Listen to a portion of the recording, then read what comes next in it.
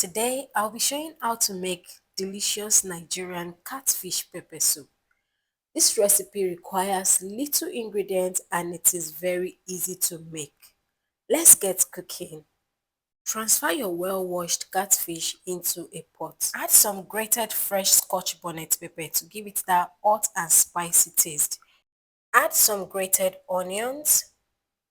Add enough pepper soup spice. Make sure this pepper soup spice you're using is original. Add your seasoning and salt. Now pour in enough water to cook. Add water as much as you want. Cover this up, set your stove on medium heat and start cooking. While that is cooking, go ahead to chop your scent leaves. You can also use uziza for this recipe.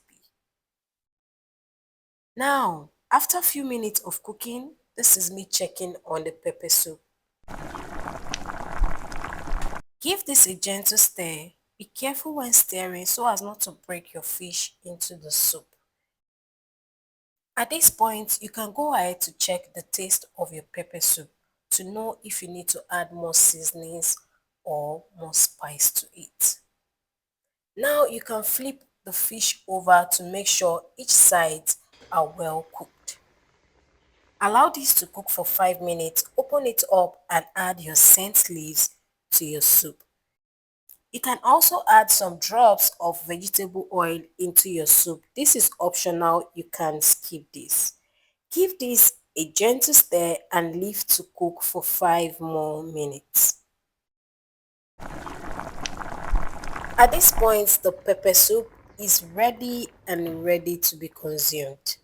Turn off the heat and serve this pepper soup with your favorite drink. You can also pair this pepper soup with plantains, rice, yam, or agidi. It depends on your preference. This pepper soup is not only delicious, it is very good for your guts. I hope you follow this recipe and let me know the outcome in the comment section. Thank you so much for watching. Till I come your way next time. Stay safe, stay blessed. Bye.